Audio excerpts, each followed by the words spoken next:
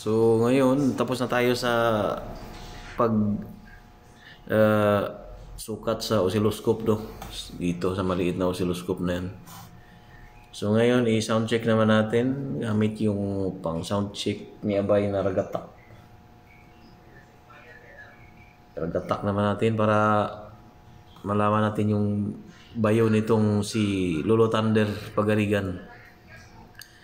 So 70070 VDC. So gamit natin speaker dalawa, ayan. Dalawang speaker. So ngayon, play na natin.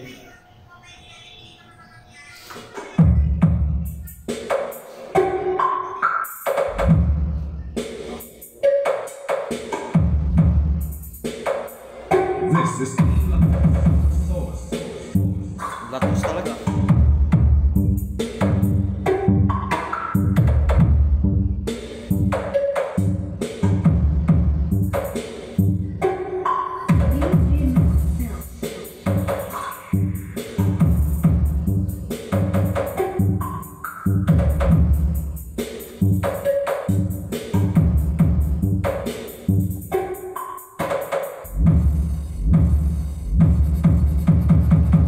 battle mode activated.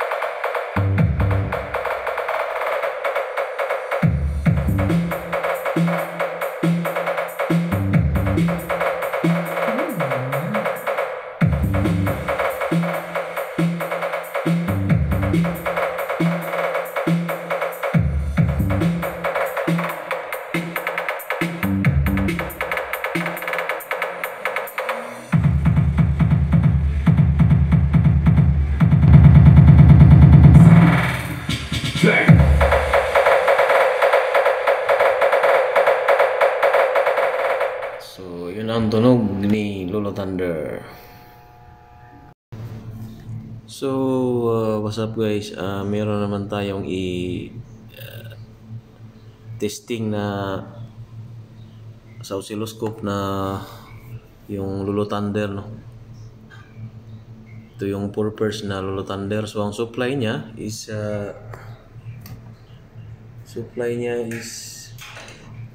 150, no? So 75 VDC ang supply, rail to rail. 150 yung rail to rail niya. So ngayon, ito yung monitor sa out ng speaker, ayan. So naka-set yan sa 200. So magamit tayo na oscilloscope. So para makita natin yung kanyang sine wave kung maganda pa ba or baluktot na. So nakakonect na yan, ayan. So i-check na natin gamit ang 40 Hz na, ayan. So 40 Hz. So ngayon i-play na natin. So sisipatin lang natin.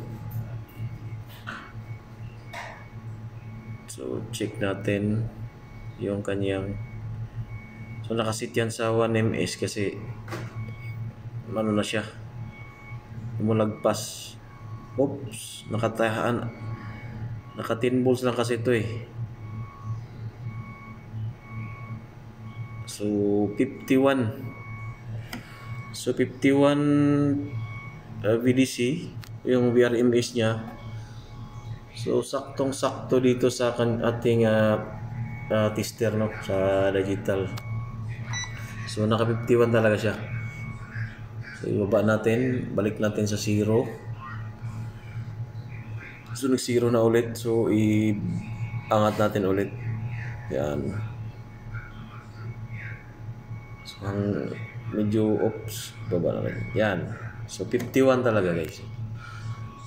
So So nasa 51 yung kanyang VEC out, no? Kanyang VRMS. So i-compute natin yan sa